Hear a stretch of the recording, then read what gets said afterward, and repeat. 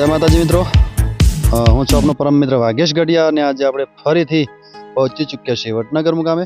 મિત્રો વડનગર મુકામે આજે તમને હું આજે એક એવી જગ્યાના દર્શન કરાવવા અને નજારો બતાવવા જઈ રહ્યો છું જ્યાં આખા વડનગરનો ઇતિહાસ અને આખા વડનગરનો નજારો પૂરેપૂરો જો માહિતી તમને આખા વડનગરની મળશે એવી જગ્યાના જ દર્શન કરાવવા અને મુલાકાત કરાવવા જઈ રહ્યો છું. મિત્રો સામે તમે જોઈ રહ્યા છો એ અમરથોળ દરવાજો છે અને અમરથોળ દરવાજાની એક્ઝેક્ટ બાજુમાં સરકારશ્રી તરફથી બહુ જોરદાર અને ભવ્યાતિ ભવ્ય વડનગરનો વારસો સાચવવા માટે મ્યુઝિયમ બનાવવામાં આવી છે. તો આ મ્યુઝિયમની મુલાકાત કરવા માટે આજે આપણે જઈ રહ્યા છીએ મિત્રો સામે તમે જોઈ રહ્યા છો કેટલો સુંદર અને ભવ્યાતિ ભવ્ય નજારો સામે દેખાઈ રહ્યો છે. મિત્રો એક્ઝેક્ટ મ્યુઝિયમની સામે હરસિદ્ધ માતાજીનું મંદિર આવેલું છે, એ પણ સુંદર દેખાઈ રહ્યું છે.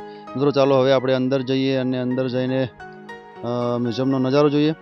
મિત્રો મ્યુઝિયમની વાત કરીએ તો અંદર બહુ જ સારી એવી સુવિધાઓ છે, અંદર બહુ જ સ્વચ્છતા સચવાયેલી છે અને હવે આપણે અંદર પ્રવેશ કરીશું અને અંદરનો નજારો જોઈશું. મિત્રો સામે તમે જોઈ રહ્યા છો કેટલી સ્વચ્છતા આપણને દેખાઈ રહી છે, બહુ જ જોરદાર સુસ્વસ્થ જગ્યા છે આ. મિત્રો સુંદર કાર્ય કરવામાં આવ્યું છે સરકારશ્રી તરફથી. મિત્રો હવે આપણે આગળ જઈશું અને ટિકિટ લઈશું. ટિકિટ અહીંયા એક જણની ટિકિટ 50 રૂપિયા ટિકિટ છે. તો આપણે ટિકિટ લઈશું ને અંદર જઈને આપણે હવે માહિતી લઈશું થોડીક. મિત્રો અહીંયા પહેલાં જ પ્રવેશતા અંદર ગાઈડ હોય છે, તો ગાઈડ દ્વારા આપણને માહિતી આપવામાં આવતી હોય છે, તો આપણે પહેલાં એમની જોડેથી માહિતી લઈશું.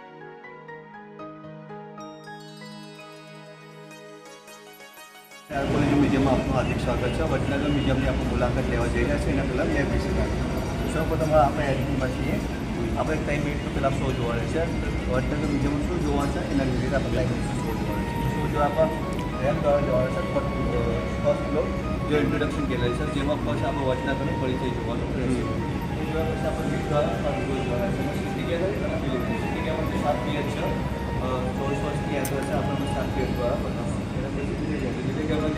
વડનગરમાં અનેક ધર્મ નિવેદિત બતાવવામાં આવશે, પણ દરેક ધર્મના આદિવાસી જોવા મળશે. જૈન ધર્મ, બૌદ્ધ ધર્મ, હિન્દુ ધર્મ. એ જોયા પછી આપણે સીટી છે આવશે. સેકન્ડ ફ્લોર છે લાઈફ ટાઈમ ગેલેરી. ફર્સ્ટ આપણે જોઈશું કોટી ગેલેરી. કોટી ગેલેરીમાં જો આપણું માણસી સમયની જે માટીના રિલેટેડ વાસણ છે, એ સસ્તા પ્રકારના વાસણને આપણે જોવા રહે છે. એના પછી છે બિલ્ડિંગ ગેલેરી. બજાર પ્લેસ છે. બજાર પ્લેસમાં જે વડનગરનો વેપાર રહી ગયો છે એને રિલેટેડ જોવાની છે. એ શેર ગેલેરી. શેર ગેલેરીમાં જે સંસ્કૃતિ ગંગોળી હોય છે આ પ્લેસ એ આપણે જોવા રહે છે. આસપાસ બિલ્ડિંગ ગેલેરી જે જીવન જરૂરી વસ્તુ આપણે ત્યાં જોવાની છે. એ જોવા પછી સીટી નીચે આપણું ફર્સ્ટ ફ્લોર જે આપણે ટીચર ગેલેરી છે. ભવિષ્યમાં આપણે શું એક્સપેક્ટ કરશું એ રિલેટેડ એક્ટિવિટી છે મૂકવામાં છે. એ આપણે જોયા પછી સીટી નીચે આપણું ગ્રાઉન્ડ ફ્લોર જે એક્ટિવેશન સાઇટ છે આંબાગર તેની એક રેપ્લિકા છે, એ આપણે જોવા રહેશે. એ જોયા પછી દીપથી ડાન્સમાં રિયલ એક્ટિવેશન સાઇટ જોવાની રહેશે. એના પછી મ્યુઝિયમની મુલાકાત કરશે.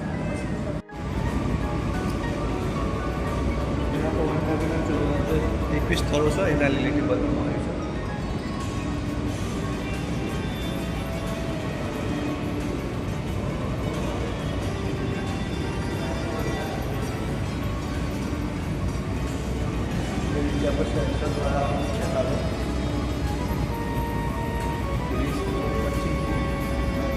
મિત્રો ગાઈડ દ્વારા આપણને મ્યુઝિયમ વિશે ટૂંકી અને સારી એવી માહિતી આપવામાં આવી અને હવે આપણે આગળ જઈને આગળનો નજારો જોઈશું. સામે તમે જોઈ રહ્યા છો અહીંયા એક થિયેટર જેવું બનાવવામાં આવ્યું છે. તો એની અંદર વડનગરનો જે જૂનો વારસો છે, વડનગરની જૂની વાતો છે એ આપણને અહીંયા બતાવવામાં આવે છે. સામે તમે જોઈ રહ્યા છો કેટલું સુંદર દ્રશ્ય છે. મિત્રો અહીંયા એક સૂર્યપ્રકાશ માટે કંઈક અહીંયા ગોઠવવામાં આવ્યું છે. સામે તમે જોઈ રહ્યા છો.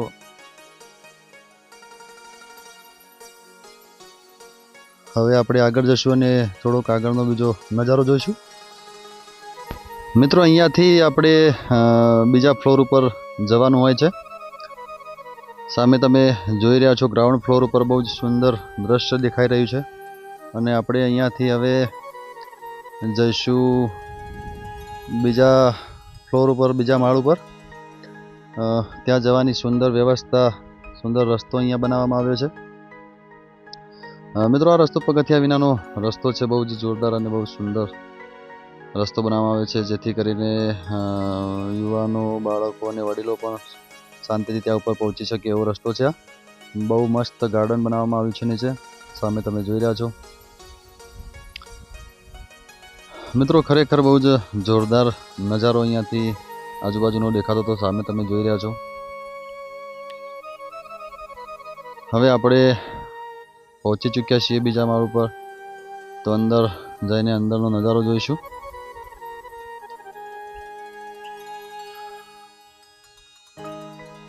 સામે તમે જોઈ રહ્યા છો કેટલું સુંદર અને ભવ્યથી ભવ્ય મ્યુઝિયમ દેખાઈ રહ્યું છે મિત્રો ખરેખર અલૌકિક આ જગ્યા બનાવવામાં આવી છે અંદર આપણે જઈએ તો એવું લાગે કે કંઈક બીજી જ દુનિયામાં આપણે આવી ચૂક્યા છીએ મિત્રો ખરેખર આપણે એક અલૌકિક જગ્યા પર આવી ગયા હોય એવું લાગે છે તો હવે આપણે આગળ જઈને અંદરનો નજારો જોઈને આગળની થોડી માહિતી લેશું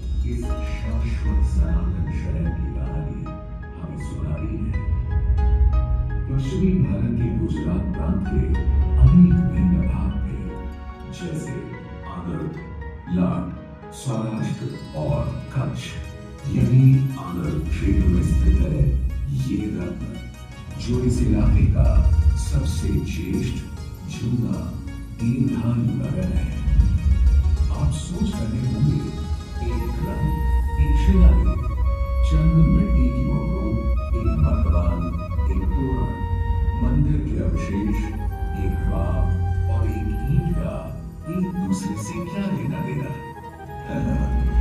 अलग अलग कालखंडों के होते हुए भी ये सब एक दूसरे से संबंधित है क्योंकि ये सब अनगिनत शताब्दियों से अनवरत जिए और सदा परिवर्तनशील है अपने वड़नगर से है सहस्त्राब्दियों तक श्रुतियों अनुश्रुतियों स्मृतियों में चर्चित इस शहर का पहला लिखित उल्लेख मिलता है इस स्कंद पुराण के नगर खंड में चमत्कार नाम के एक शासक ने इस स्थान पर एक परपोटा चिपवाकर इन नगर की संप्रदाय यहाँ से गुजरे और कुछ ने यहाँ जड़ें भी जमा ली यहाँ सनातन धर्मी मंदिर है तो जैन डेरासर और बौद्ध विहार भी है बौद्ध धर्म का प्रभाव सम्राट अशोक के शिलालेख में गिरनार पहाड़ी के ठीक મિત્રો પહેલાના વખતમાં વડનગર ઘણા બધા નામોથી ઓળખાતું હતું તમે સામે જોઈ રહ્યા છો વૃદ્ધનગર લખેલું હતું